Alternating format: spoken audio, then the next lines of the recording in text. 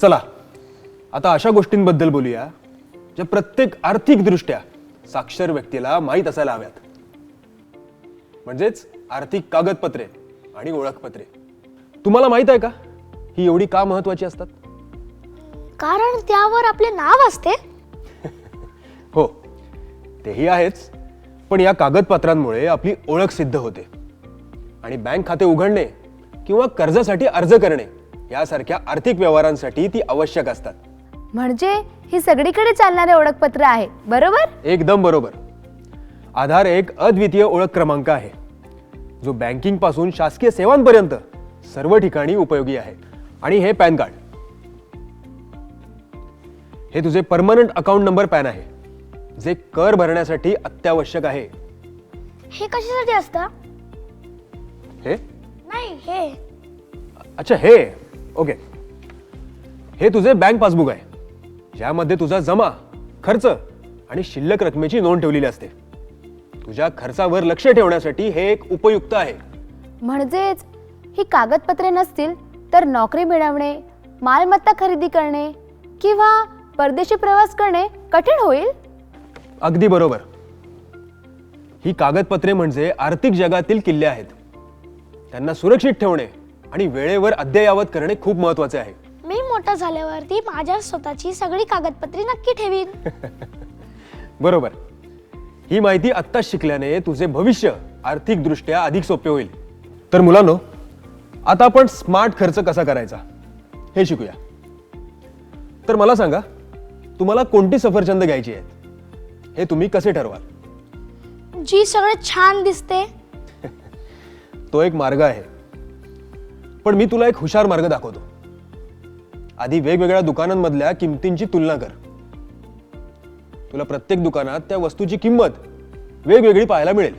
वा, म्हणजे फक्त किंमत पाहून पैसे वाचवू शकतो. अगदी बरोबर. खरेदी करण्यापूर्वी नेहमी किमतींची तुलना कर. आता मोलभावाबद्दल बोलू.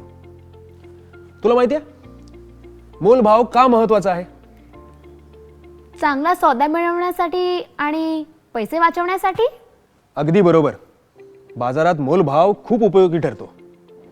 उदाहरणार्थ, बाजारात गेल्यानंतर एखादी 100 रुपयाची वस्तू विनम्रपणे कमी किंमत करून मागू शकतो. हेच स्मार्ट खर्च आणि मोलभाव आहे.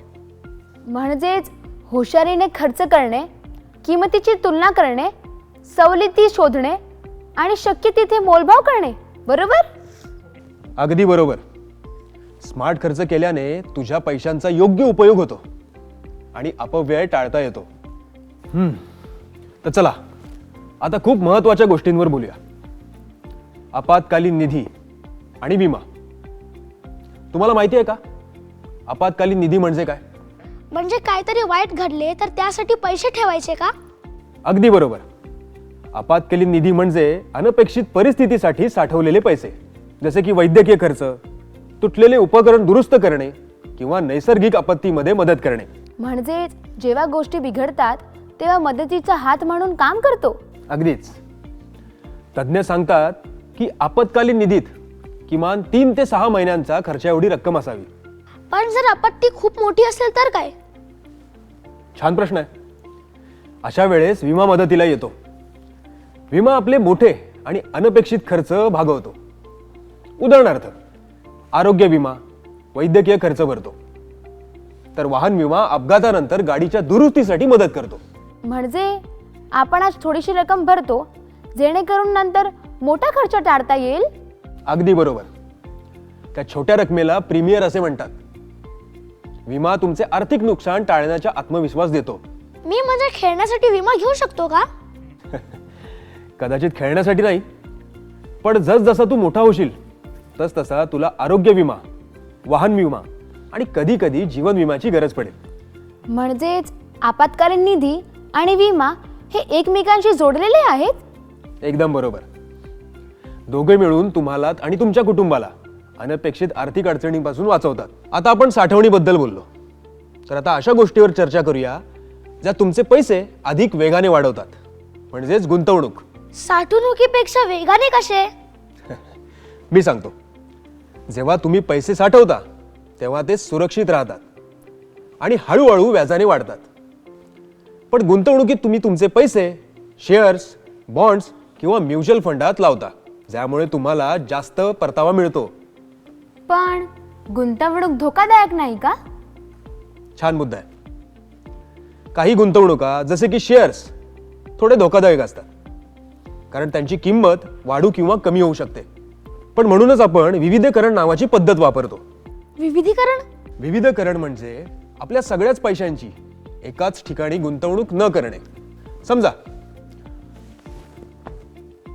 हे एक झाड आहे. या झाडाची प्रत्येक फांदी वेगवेगळ्या प्रकारच्या गुंतवणुकीचे प्रतिनिधित्व करते, जसे की शेअर्स, बॉन्ड्स, म्युच्युअल फंड्स आणि सोने.